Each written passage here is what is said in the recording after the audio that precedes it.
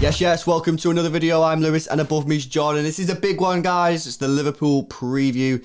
A lot to talk about, a lot to discuss for this crucial game. Before we get started, if you're new to the channel, please hit that subscribe button with the notification bell turned on for daily Manchester City videos. And yeah, smash a thumbs up on the video as well. If you do enjoy it, it just helps other City fans find the channel. Don't forget as well, we'll be doing a live watch along during the game.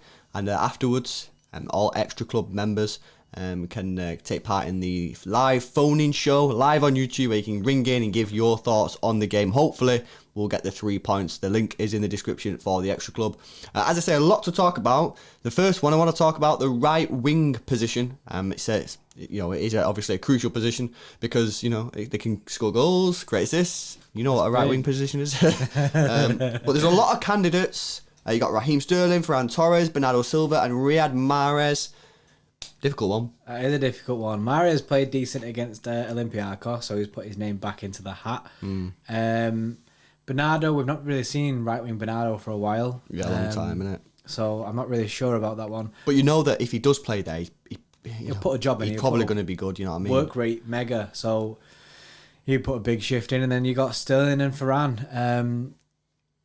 I love right-wing Sterling. Oh, yeah. I'd love to see right-wing Sterling, but then I'd love to see Ferran and Sterling working together on each wing. There's so many good options. There's too many good options. I guess Ferran on the right wing all depends on who you play up top, whether it's Gabriel Jesus or Ferran Torres. We actually did a video yesterday on Gabriel Jesus or Ferran Torres. We'll link that now, and you can go see who we picked for our team. I guess you'll see it in this anyway, but still, it's a good video. Right wing, man, it's disgusting. It's disgusting. It's a tricky choice. And you know what as well, because we've got an issue, right? Because Riyad Mahrez was out of form, right? In our opinion, he was out of form. However, Olympiacos, all right, he didn't set the world alight, but there were signs there that, you know, he was improving. I thought he was working a lot harder. I thought he was a lot quicker on the ball. Yeah. You know, I just thought all round his game was a little bit better. And yeah, so I think he's worked his way back in with a shout. Bernardo Silva, for me, you know, we've not seen him there for a long time, as you said, but if he plays there, he's going to be dangerous in my view. But whether he does, I don't know. And then Ferran Torres and Sterling. Obviously, Sterling's an option, but then, you know, you have to play Ferran left wing or Foden left wing. It's honestly, it's a really, really difficult one, guys. Let us know in the comment section below who you'd pick for the right wing position. You know, because as well, you're going to have to think about defensive duties here. You know, we're not just going to be able to chill out. They're probably going to be up against, who would it be, Robertson, who likes to get forward as well. So you're going to have to have someone who does trap back, who you can trust to do a defensive job. But then as well, when they get on the ball going forward, you need to be able to do something, create a goal, score a goal, whatever. Yeah, I've seen a few shouts for Robertson because of, like, for Mahrez, purely because he'll be up against Robertson by himself in a one-on-one situation. One-on-one situation, yeah. It's Riyad Mahrez, to be fair, you know what I mean, all season he's pretty much played against two or three defenders, you know what I mean. He can't take one person, he's got to take two or three people on. And this game, he's probably going to be up against Robertson. And, you know, I'm not saying Robertson's a bad defender. He's not. He's a good defender, but it's just one player. So in his mind, it's like, if I beat Robertson, then I'm through. You know what I mean? I can do something. So he's probably going to be begging it. But it's a difficult one. Let us know in the comment section below who you'd pick. The next position is, again, another difficult position. You know, made more difficult by the fact that we don't actually have any left backs at our football club. So our options really are limited to sort of Nathan Ake, not seen him there for City really. Cancelo or Zinchenko. Again, it's another tricky one, and all three of these players all have strengths, you know, and all have cons to playing at left back, innit? Yeah, the pros and cons for both, with Ake, Cancelo and Zinchenko. But for me, it's the easiest choice, but it's not for Pep because, like you say, they all have the pros, they all have the cons.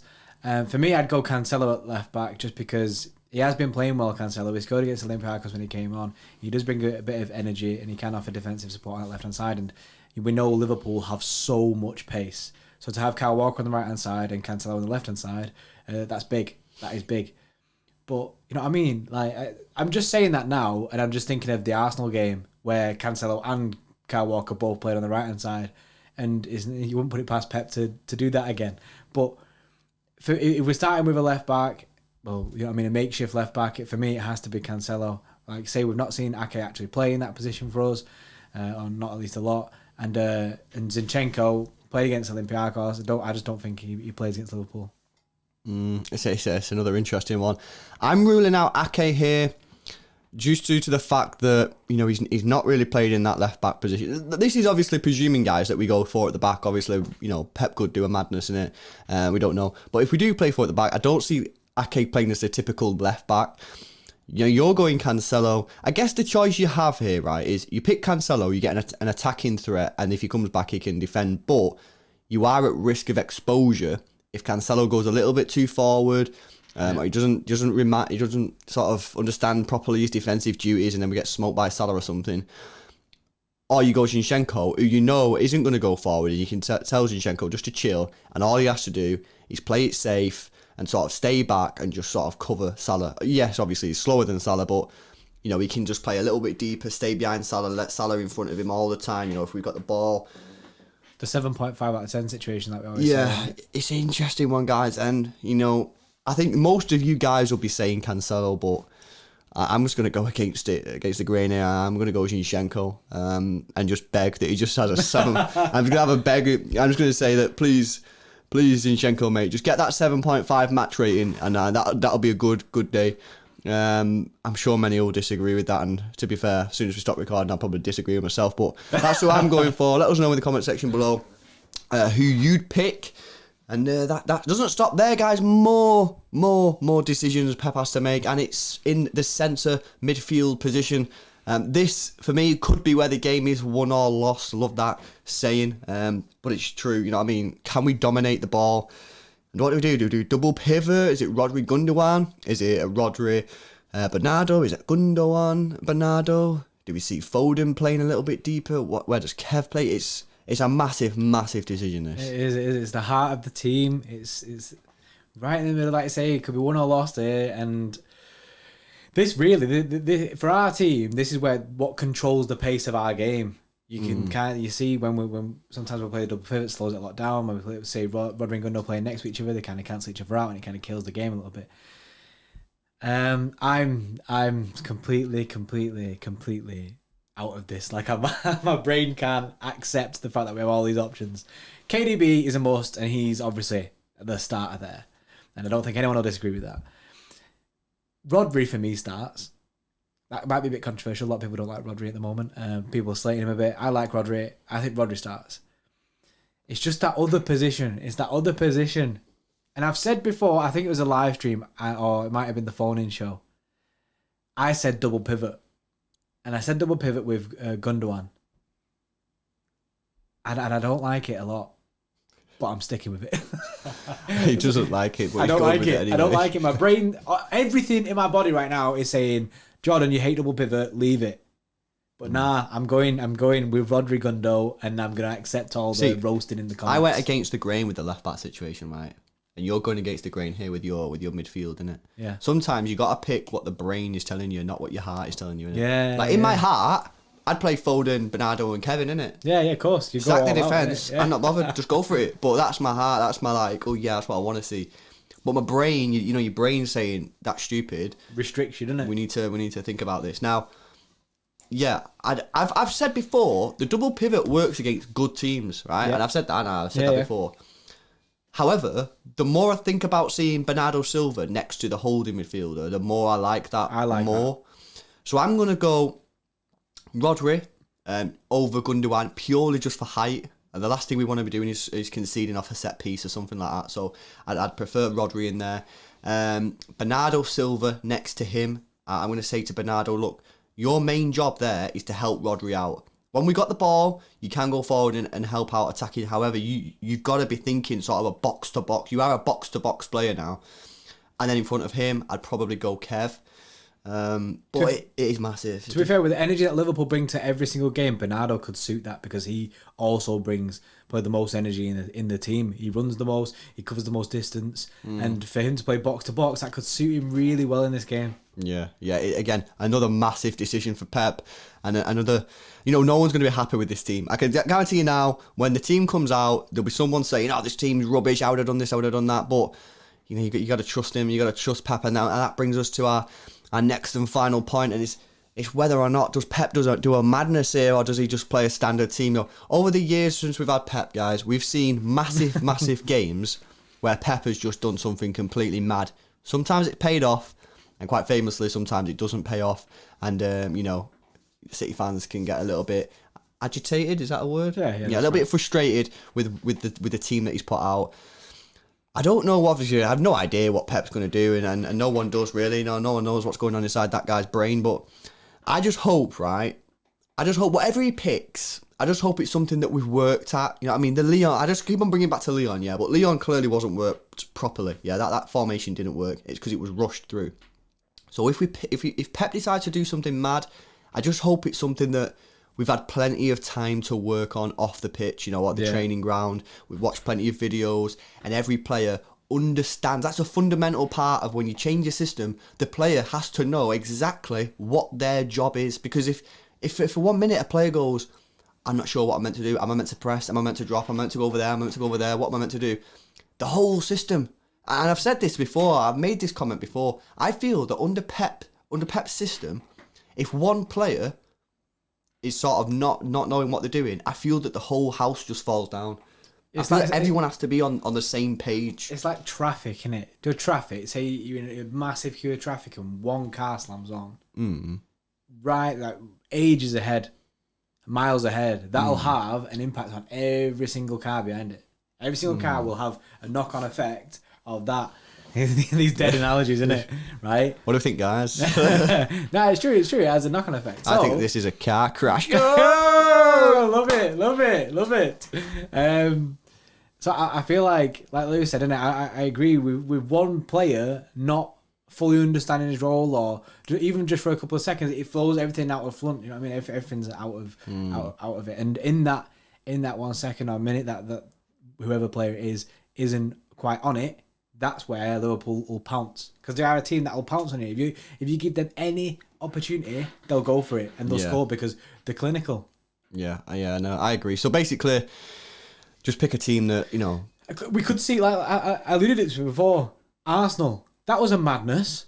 That was a complete madness. He played Cancelo and Walker both on the right-hand side. Yeah, but we didn't play that well against Arsenal. You know what I mean? I think we got lucky. You know, Ederson made 2 worldy saves in that game. So, yeah, I just hope that if he picks a team, I don't mind him picking a mad team. Just make sure the players know exactly what they're doing. You know what I mean? Because we've seen it far too many times where he's picked a madness, he's picked something completely out of the blue, and then boom, you know, we just look at shambles because the players don't know what they're doing. Defensively, we look rocky. Going forward, we don't create. That's my only wish. You know, that's my only wish. But yeah, it's a massive day, guys. So someone's going to get the brunt of it if it goes wrong. Right, okay, predicted team, Bray. Oh no. Predictive team, right? So Ederson obviously in there, which is a standard. Ederson, so sorry, just to clarify, are we going 4-3-3? Yeah, right, let's go 4-3-3. Stick with our 4-3-3 because otherwise, could be a long video. Kyle Walker, dead set. Yeah, we just did a Kyle Walker video, by the way, guys. We'll link that. Go check that out. Man or machine? Oh, big. So Kyle Walker obviously dead set, even though he has played a lot of games. There's no time to rest, not now. I mean, the time for rest for Kyle Walker was last week, and they didn't get it, so don't blame us. Kyle Walker, right back. Back to Diaz, Laporte. Yeah, I think you've got it, guys. Ake and Stones look really good together. They seem to have a decent partnership and look strong. Both players played really well against Olympiacos. However, we can't kid ourselves here. You know what I mean? It's the next level up. It's tier 1, innit? You know what I mean? We're going full lockdown mode here. we need Diaz and Laporte here, guys. I also think that I'm excited to see how Diaz reacts and plays in this big high pressure game. True. You know what I mean? Like, Otamendi in these high pressure games didn't fare very well. Yeah. Left back, I went Cancelo. You went with Zinchenko. So we'll leave that to. No, I'll tell you what we'll do. I'll offer you a trade. Ooh. You can either have your Cancelo at left back or your double pivot of Rodri and Gundogan. I'll let you pick, and I'll just accept whatever I'm given. I want my Cancelo at left back. Okay, you got your Cancelo at left back, which means I'm getting my Rodri and Bernardo in the centre midfield. I say this because I'm actually happy with the Rodri Bernardo midfield. Yeah. You convinced me, man. So I'm happy with that. So there you go. Rodri Bernardo midfield. We good negotiation. See how quick that was. You know what I mean? If we was in charge of City, Messi'd be done rapid. You know it, guys. Yeah. So then KDB is in the midfielder, yeah? KDB in front of him. The front three is a difficult one because we've not discussed this properly.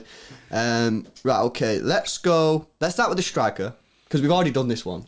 Yeah, we have, but we didn't agree. Oh yeah, we didn't agree. We didn't agree. That was the Gabby Jesus versus Ferran Torres. Again, if you've not watched that, go check that one out. Can you agree?